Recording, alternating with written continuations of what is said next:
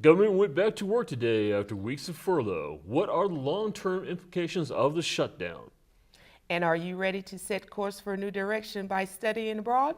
Those stories and more on Today at ChattState.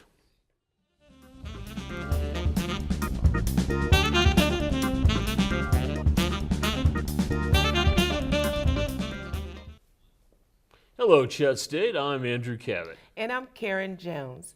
Well, Andrew, have you seen your advisors this week? I have not yet. I've been neglecting that.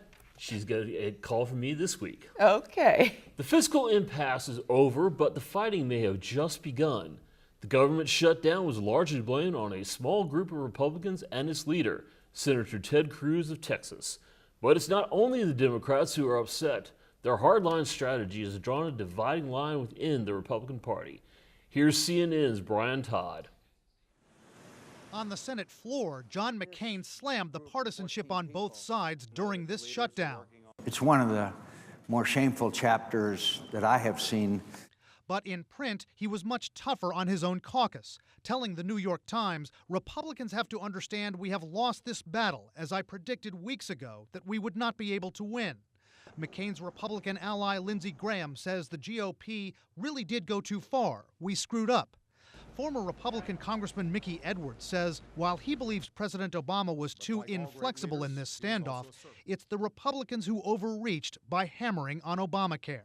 The public is not going to believe that the president is responsible, especially when they're trying to undo a law that's already been enacted.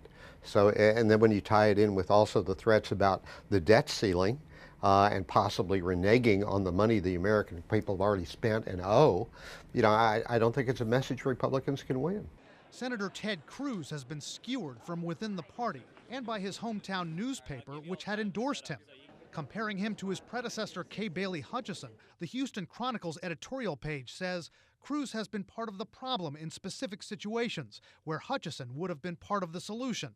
Another conservative group whose tactics are now under fire, Heritage Action for America. It pressured wavering Republicans to keep fighting against Obamacare, keeping tabs on those who didn't by blasting out scorecards. Their leader dismissed McCain's criticism that this was a losing battle. I think that the Senate Republicans should spend their energy focusing on Obamacare and the way it's ruining millions of American people's lives and not trying to settle scores about policy, tactical differences that they disagree with. But analysts say the party will still question the tactics of its own hardliners. Has that line of argument, that political strategy, been discredited by this defeat? There's no other word for it. And does that then allow other voices in the caucus to argue for a different direction? Another big question coming out of this, does John Boehner keep his speakership? GOP strategists we spoke to say he likely will, that he's got the votes to stay in, and who would want the job anyway, especially after this. Brian Todd, CNN, Washington. Well, I'm glad the Congress is back to actually earning their paycheck. Yeah, now people can get back on track. Well, glad that's over for now. Here's Trent Knox with some sports. Hi, Trent. In the MLB, the St. Louis Cardinals and the LA Dodgers squared off in Game 5 of the NLCS. Before the start of the game, fellow Dodger fan and movie star Will Ferrell stopped by to give a hilarious introduction to the Dodgers lineup. Number 23, Adrian Gonzalez. Batting fifth in center field, number 16, Andre, I know you didn't, Ethia. The Dodgers were in a must-win situation as the Cardinals come into this one with a 3-1 lead in the series. Dodgers pitcher Zach Greinke's RBI single to left field put the Dodgers up 2-0. Bottom third, Cardinals tied at 2-2. Then Adrian Gonzalez hits the first home run of the NLCS for the Dodgers, a solo shot to right field to take the lead. Gonzalez went 3 for 4 with 2 home runs in the top of the ninth. 6-4 Dodgers, 2 men on, 2 outs. Cardinals cut the lead to 2 in the ninth inning with a late rally, but Kensley Jansen strikes out Aaron Chambers to continue the series with a final score of 6-4. St. Louis now leads the series 3-2 with a Game 6 in St. Louis tomorrow at 8:37 Eastern Time. In the ALCS, the Detroit Tigers took on the Red Sox in Game 4. Doug Pfister looking in at Stephen Drew with a man on third and 2 out. Pfister freezes Drew for called third strike to end the inning, score 0-0. Top second, 1-0 Tigers with the bases loaded. Jose Iglesias ground ball to second, perfect to turn 2, but Dustin Pedroia boots it and the Sox get the force out at second, but can't get Iglesias at first and a run scores. 2-0 Tigers, still top second, runners on the corners with 2 outs. Torrey Hunter laces it down the third base line into left field. 2 runs will score with a score of 4-0. Top second, 4-0. Miguel Cabrera delivers the big 2-out hit to center, scoring Torrey Hunter from second to put Detroit up 5-0. Bottom fourth, Austin Jackson moved from leadoff to 8th spot in the lineup for the first time in his career, and he comes through for the Tigers with a hard liner off the glove of Pedroia into shallow right field. Omar Infante comes in to score from second, and that would be it for the night for Jake Peavy. The Tigers took Game 4 at Game's End by a final score of 7-3.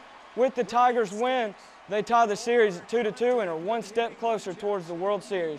That's all for baseball. Back to you. Thanks, Trent. In campus sports, the 2013 IM-REC Golf Tournament was held on Tuesday, October the 8th at Moccasin Bend Golf Course.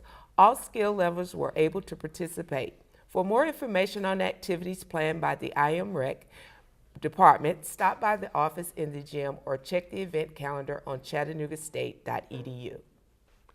The Augusta R. Colwick Library opened up on campus on Wednesday, October the 16th. The new facility features state-of-the-art technology and a bright, open environment for getting work done. Study carrels and meeting rooms can be booked at the front desk.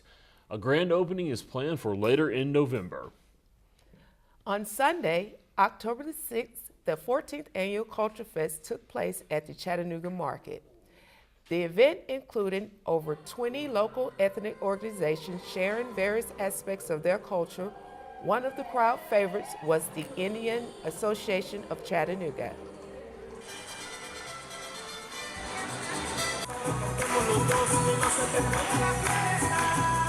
We are celebrating Culture Fest by Chattanooga State. Gladys has done a great job getting this all together.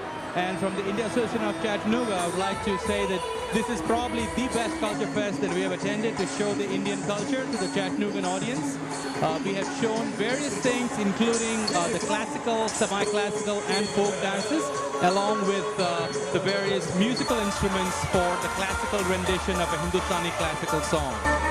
ChattState Tiger Travels and Tennessee Consortium on International Studies presented Cosmic Hebaros earlier this month. The event was designed to generate interest in studying abroad. There are 18 different study abroad programs offered this summer of 2014. For more information about study abroad, contact the Multicultural and International Students Services 423-697-3358 or by email internationals@chattanoogastate.edu. Well, let's take a quick look at our weather. Here's Chase Burnett. The forecast looks good for the weekend with much colder temperatures than we've seen lately and sunny skies. On Saturday, it'll be partly cloudy with a high of 68, and Sunday expect sun and a high of 70. Then partly cloudy with a high of 72 on Monday, and more clouds on Tuesday with a high of 68. Then it's sunny and cold for the rest of next week. It's time to put up those short shorts and get out your long johns. Back to you guys. Thanks, Chase. Well, that's it for Today at Chattanooga State. Be sure to watch us online and on Comcast Cable Channel 3. Thanks for watching.